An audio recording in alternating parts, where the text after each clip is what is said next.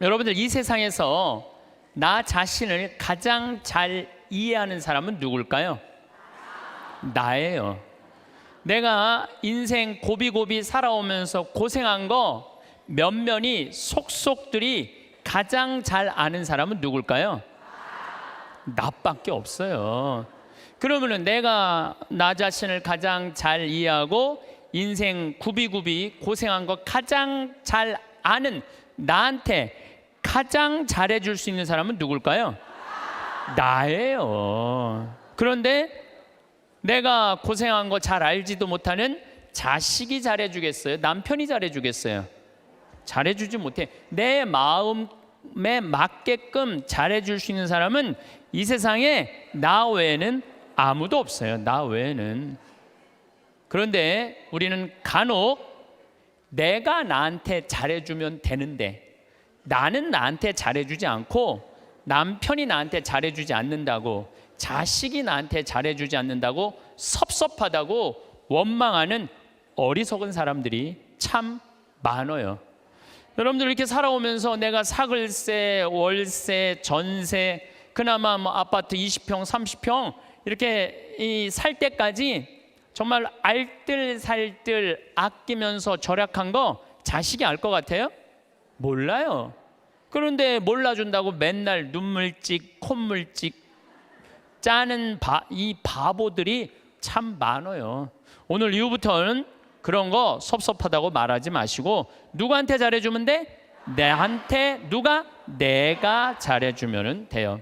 저는 22년 전에 평택 비전동 성당에 발령을 받아갔어요. 근데 발령 받자마자 주교님께서 2년밖에 안 됐는데 신설 성당인데 성당을 분가하라는 거예요. 뭐 우리 신부들이야 주교님이 명령을 내리면은 바로 해야죠. 그래서 진사리라는 곳에, 진사리는 어디냐면 평택 안성 인터체인지 바로 옆이 진사리예요. 거기서 이제 교우는 200명밖에 안 되는데 분가, 우리 성당은 3,500명 정도 있었는데 그중 200명을 떼어서 분가를 하라는 거예요. 근데 그 교우들은 이 좋은 성당 놔두고 우리가 거울 나가느냐고 다 설득하고, 또 땅을 보니까 3,200평, 그 평택 평야가 쫙 내려다 보이는 맨 꼭대기에 3,200평 땅이 나왔더라고요. 3,200평이면은 2,000평이 초등학교, 운동장, 건물 다 들어가는 게 2,000평이야 법적으로. 그러니까 초등학교 딱 보면 다 2,000평이에요. 그거 한 배 반만한 땅이 나왔어요. 16만 원에 22년 전에. 근데 뭐 신설성당에 뭐 돈이 어디 있어요. 그래갖고 이렇게 끌어모으고 저렇게 끌어모았는데도 돈이 2억이 부족하더라고. 그래서 내가 모시던 보좌 신부 때 모시던 본당 신부한테 전화를 드렸어요. 신부님, 성당을 분가하라는 명령을 받았는데 땅을 살라고 그러는데 마음에 드는 땅이 나왔는데 2억이 부족하다. 2억을 좀 꿔줬으면 좋겠다. 근데 이 신부님이요, 단 1초도 주저하지 않으시고 내가 꿔줄게, 내일 와, 딱 그러시더라고요. 내가 또 좋거든요. 그래서 날 31살, 32살에 22년 전이니까 2억을 이렇게 안주머니에 넣고 오는데 정말로 심장이 부들부들 하더라고요. 그래갖고 이제 갖고 와서 그 땅 계약을 다 했는데 상임위원들이 사기당했다는 거예요. 거기에 뭐 건물도 질 수 없고 신부님 사기당했다고 새벽 2시까지 뭐라고 그러더라고요. 참 답답하더라고요. 예. 근데 이제 내가 다 알아보고 조사해 본 결과 사기당한 게 아니다. 이렇게 저렇게 얘기를 하고 어쨌든 이제 그 마음고생을 다 하면서 땅을 다 샀어. 반대를 무릅쓰고. 그리고 1년이 지났는데 땅값이 16만 원짜리가 35만 원으로 뛴 거예요. 1년이 지났는데 그래서 그중에 800평을 팔아서 나한테 돈 꿔준 우리 김창님, 이제 돌아가셨죠. 김창님 필리포 신부님한테 2억을 돌려줬어요. 그러니까 2,400평이 남았는데 거의 돈 한 푼 없이 그냥 산 거야. 그런데 지금은 거기에 아파트가 다 들어왔어요. 아파트가 다 들어왔는데 2,400평이니까 주차 걱정을 해. 좁은 공원, 그냥 그 동네에 공원이 생긴 거. 그래서 무슨 들은 얘기로, 내가 들은 얘기니까 카페를 차려갖고 얼마나 근사하게 지냈는지 모른다는 얘기를 들었어요. 그런데 내가 그렇게 마음고생하고 성당터 마련한 거 아무도 몰라. 하늘하고 나만 알아. 하늘하고 하느님하고 나만 알아. 그런데 지금은 이제 거기가 겨우 2,000명 정도 됐다고 그래요. 근데 후임자 신부가 몰라준다고. 그 교우들이 20년 전에 내가 그렇게 힘들게 해서 땅 산 거 몰라준다고 내가 맨날 섭섭하다고 그러면요, 나는 쫀쫀한 사람이야. 쫀쫀한 사람. 작은 사람이야. 작은 사람. 그리고 이제는 거기가 평당 큰 몰이 들어가고 평당 한 400만 원까지 올라갔대요. 그러니까 거의 100억 정도 되는 거죠. 100억 정도 되는 돈을 내가 교회에 벌려준 거야. 그런데 아무도 몰라. 나는 그 평택 IC 지나다닐 때마다 하느님의 기도하는 집을 내가 마련할 수 있는 영광을 가진 것에 대해서 감사해요.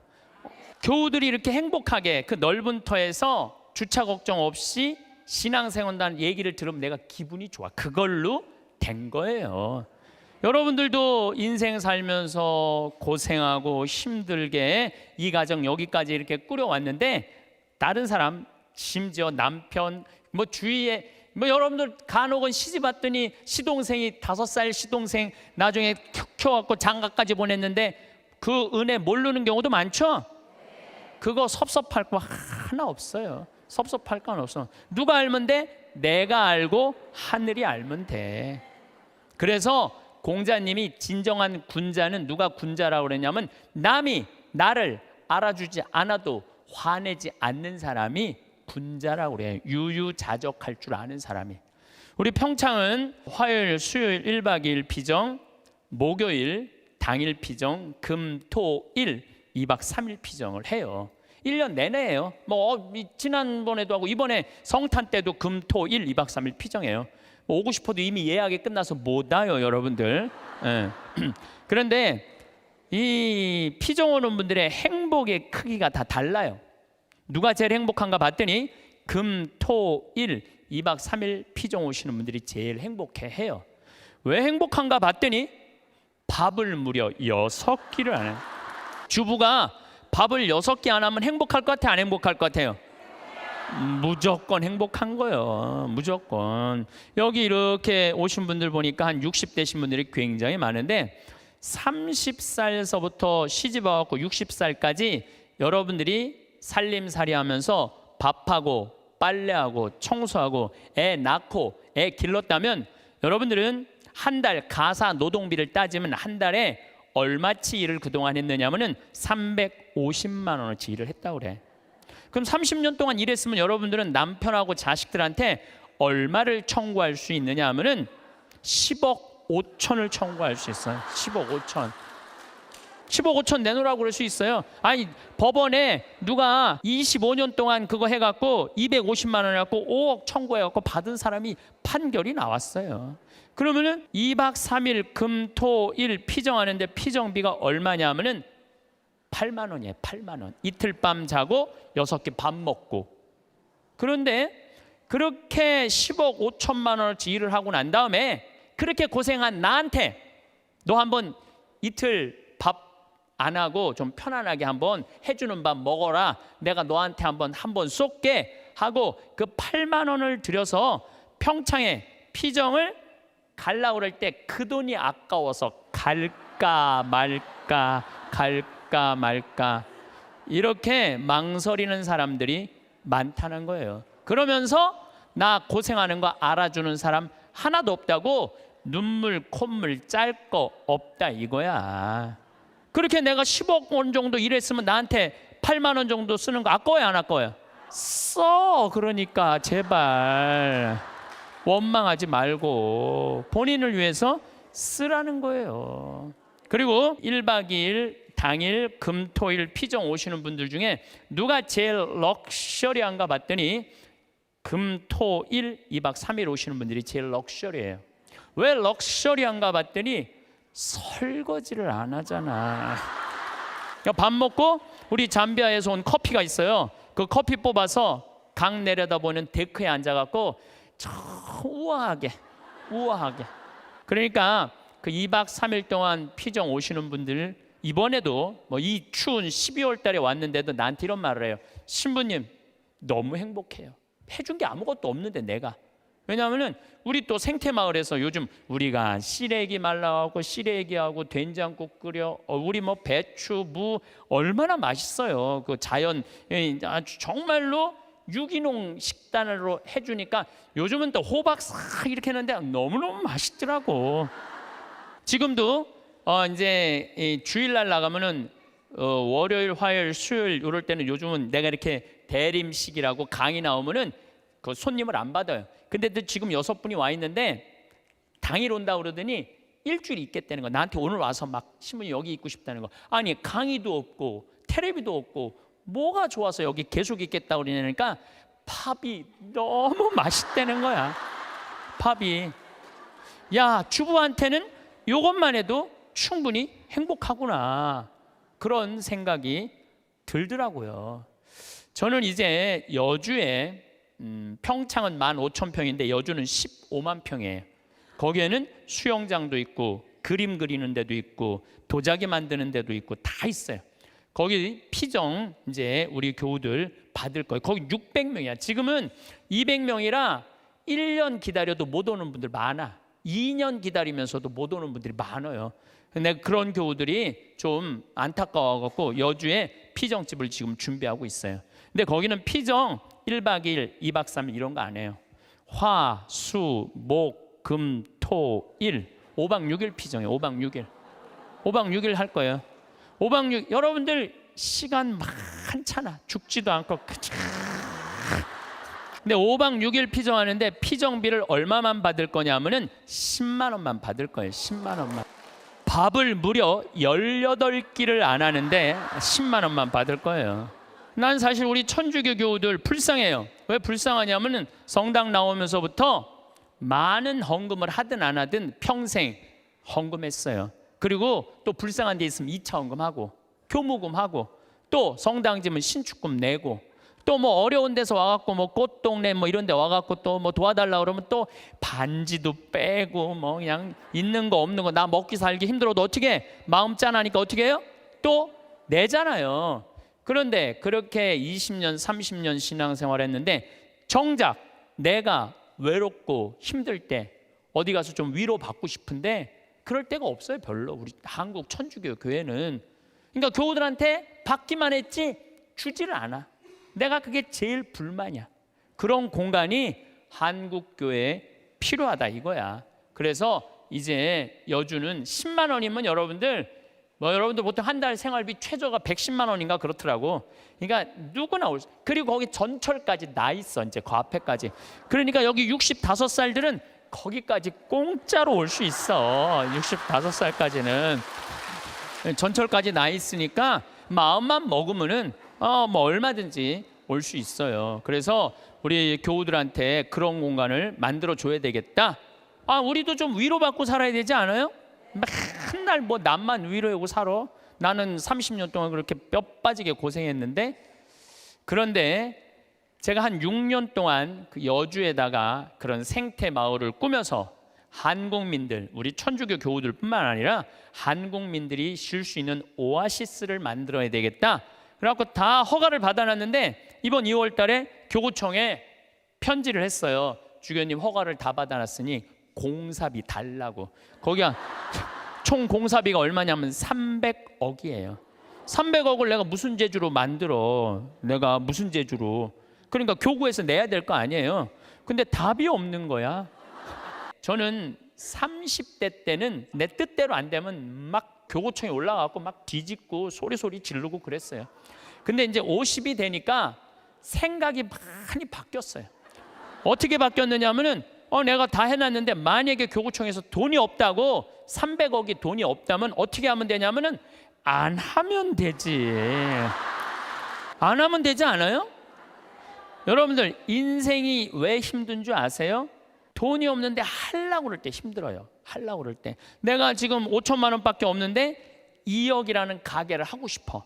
5천만 원밖에 없는데 2억이라는 가게를 하고 싶어갖고 어떻게 은행에 융자 받고 형제 집 잡히고 또 뭐 이 사람 저 사람 꼬갖고 시작하잖아요. 그때부터 지옥이 되는 거예요. 그때부터 5천만 원만 있는데 2억짜리 그건 하면 안 돼요. 안 하면 되지. 그래서 내가 주교님한테 편지했어요. 주교님, 저는 하느님의 집을 지면서 기쁨을 잃어버리고 싶지 않다고. 그래서 지금 교구가 여러 가지 어려움이 있으니까 나중에 하자고. 지금 편안하게 마음 먹자고. 그랬더니 주교님이 저한테 답장했어요. 딱 한 줄 보냈어. 참 고맙다 이렇게. 그래서 이제 접기로 이제 마음 먹었어요.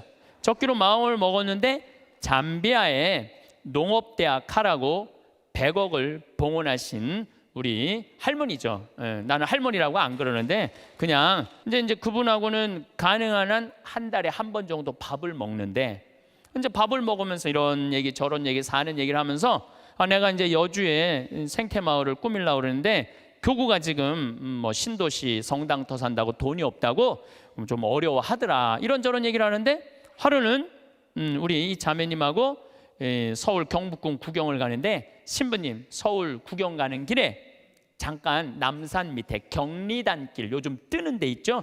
경리단길에 집터를 하나 보자는 거예요. 밑에 삼성 미술관도 있고 뭐 LG 뭐 회장집도 있는데 경치가 아주 기가 막혀 한강 다 보이는 그 경리단길에 땅을 한 200평 보여주면서 신부님 이거 봉헌할 테니까 신부님 이거 하라는 거야.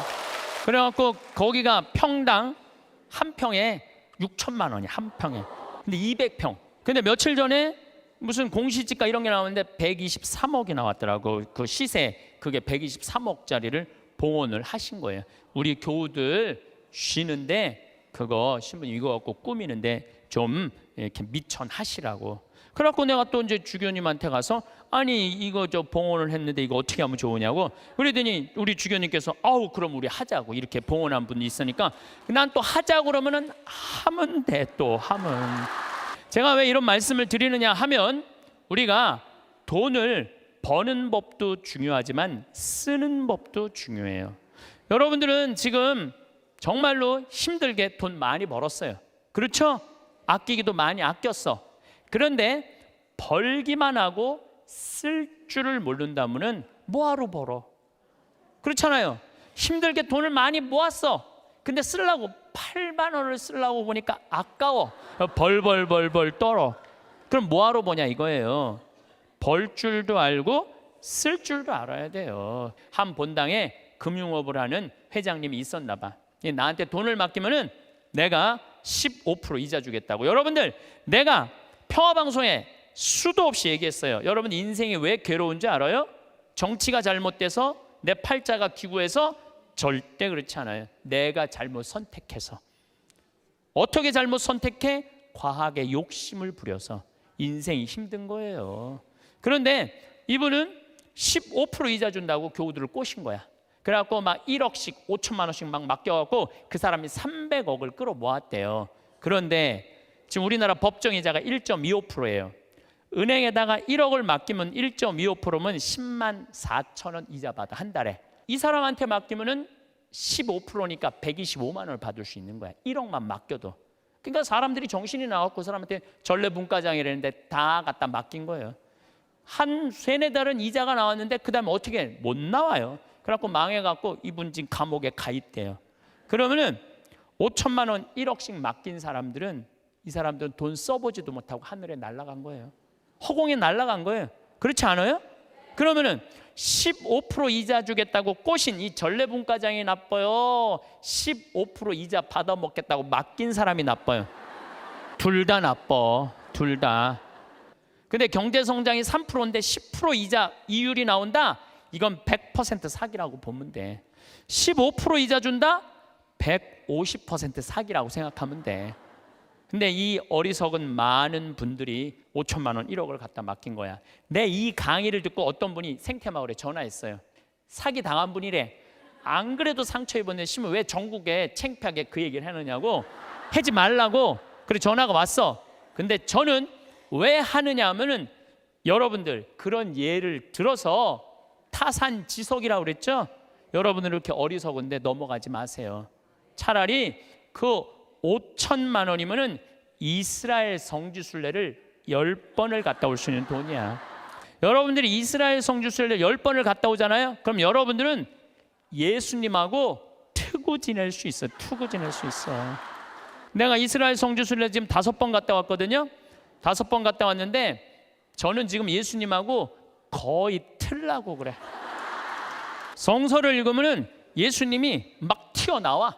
그래서 나한테 말을 걸어요. 말을 걸어. 예수님이 말을 걸어요.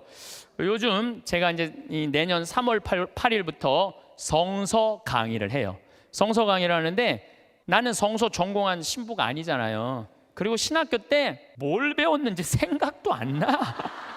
성서 전공한 신부도 아니고 신학교 때 배운 거 기억도 안 나. 근데 내가 성서를 강의하겠다고 평화방송하고 정말로 엄청난 도전을 하는 이유 중에 하나가 5번을 성지순례 갔다 오면서 내가 만난 예수님, 그 예수님을 얘기해 주고 싶은 거예요. 오늘 아침에도 이제 강의를 준비하다 나왔는데 무슨 일이 있었느냐면은 예루살렘에 가면은 겟세마니 동산 위에 눈물 성당이 있어. 우리 교우들 200명이 겟세마니 동산으로 내려가고 있는데 내가 맨 나중에 가고 있는데 거기서 아라바이가 예루살렘 성전 그 지도 그 1달러에 사라고 계속 맡기는 거예요, 나한테. 그래서 내가 됐다고 그랬는데 나 혼자 지금 맨 뒤에 가고 있는데 이 친구가 뒤에서 내 뒤로 꼬집더라고요. 이 목덜미를 꼬집어. 얼마나 기분 나빴는지 몰라. 꼬집고 내 뒤통수를 치는 거예요. 너무너무 화가 났는데 나 혼자고 거긴 물건 파는 애들 천진데 걔하고 어떻게 싸워요. 그리고 나는 성격상 맞고 말지 싸우진 않아. 그래갖고 내려가갖고 겟세마니 동산에 가서 기도를 하는데 예수님 생각이 나더라고요. 예수님은 유대인들이 툭 하면 돌을 집어 던지려고 그랬어요.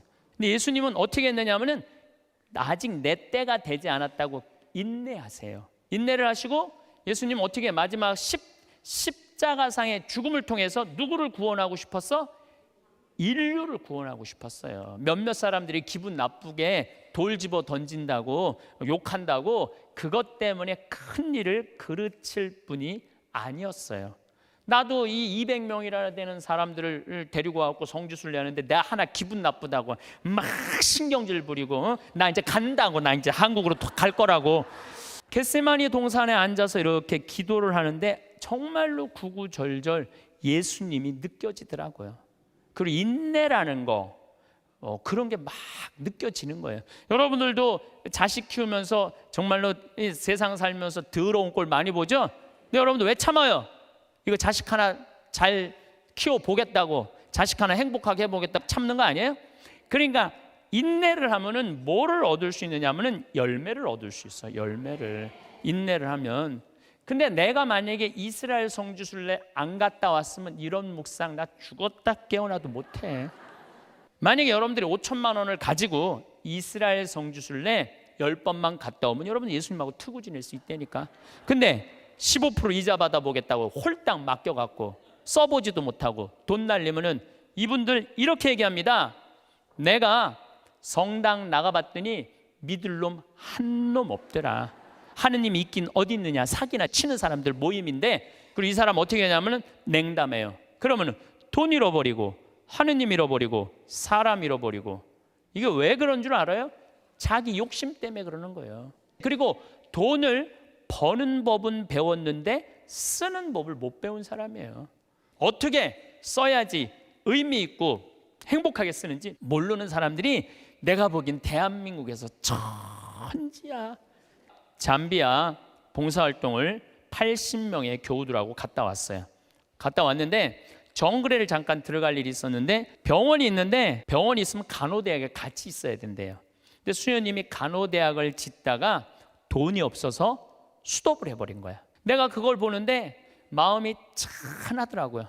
근데 마침 제가 작년에 잠비아는 비행기표 아껴본다고 아디스 아바바 이디오피아를 통해서 걸리 들어갔었어요. 근데 아디스 아바바 공항에서 내 옷가방을 다 잃어버렸어요. 그래갖고 양복 3벌이 다 없어져 버렸어.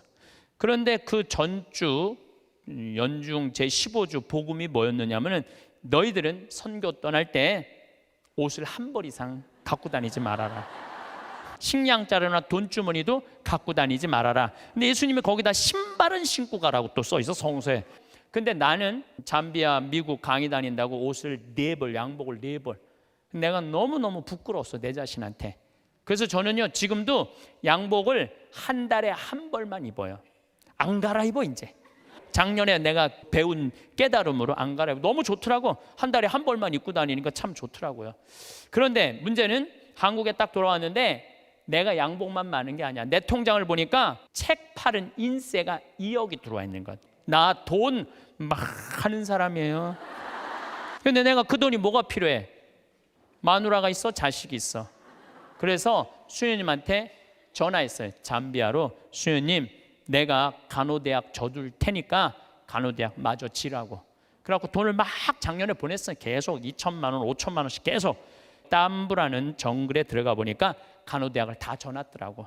이제 기숙사 하나 져놓고 기숙사를 2개만 이제 더 지면 완전히 끝나. 이제 돈을 좀만 더 보내면 돼. 근데 우리 직원들이 그걸 보더니 내가 돈을 보내갖고 대학을 져놓으니까 나를 혼내는 거예요.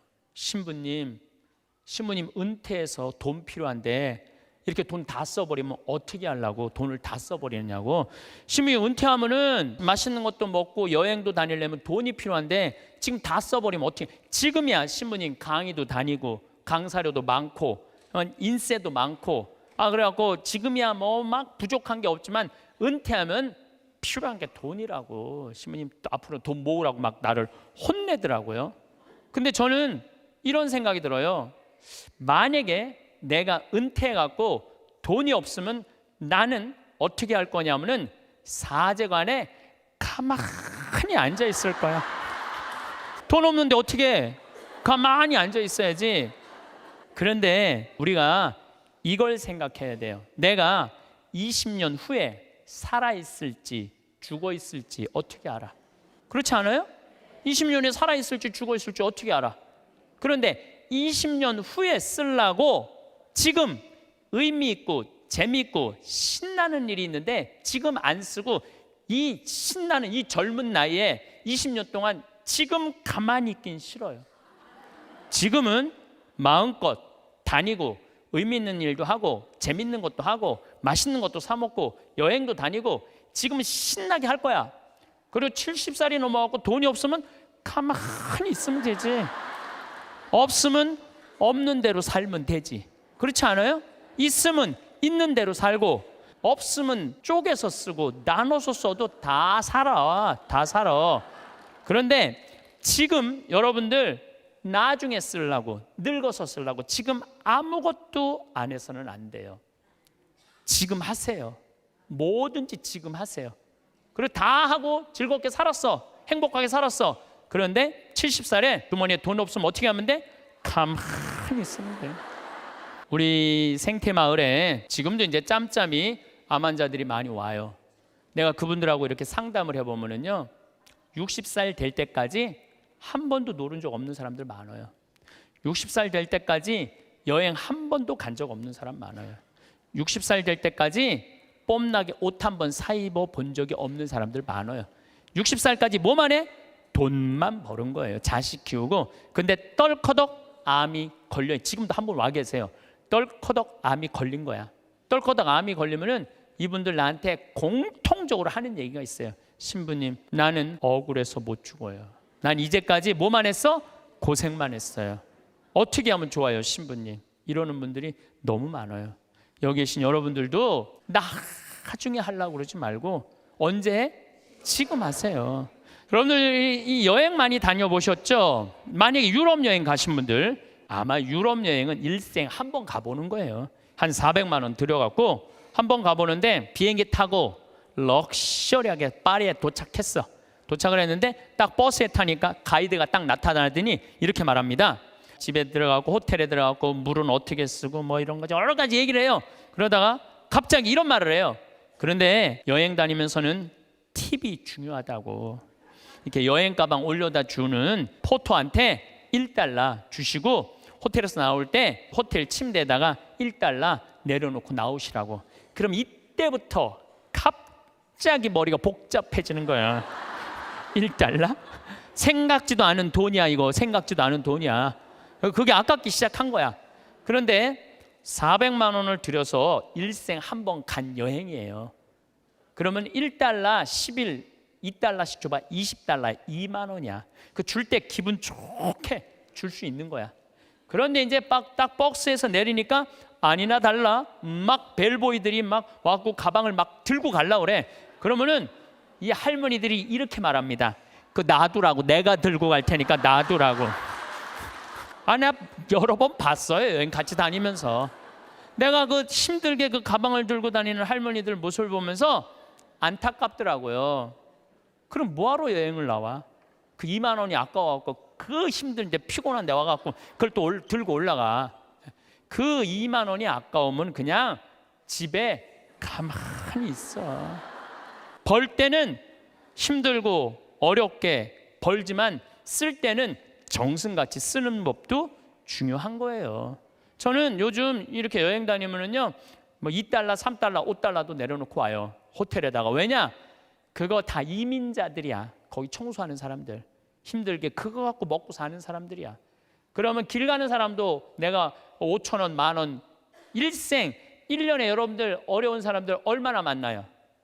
만나는 일이 1년에 한두 번도 안 돼. 그럼 그런 사람들한테 한번 나도 여행 내가 400만 원어치 쓰면 40만 원 어려운 사람한테 내놔야 될 거 아니야. 그 일환 중에 하나가 그 어려운 사람들한테 팁 주는 거예요. 근데 그게 아까워갖고 내가 들고 갈 테니까.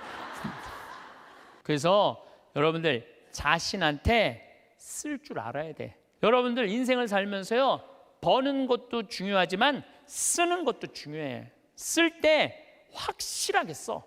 근데 만약에 내가 돈이 부족해, 그러면은 가만히 있어. 여러분들 안 쓴다고 누가 뭐라고 그럴 사람 하나도 없어요.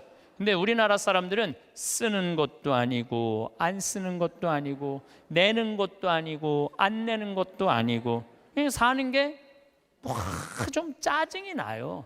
사도 바오로가 뭐라 그래? 난 귀하게도 살 줄 알고 천하게도 살 줄 안다고 그러잖아요.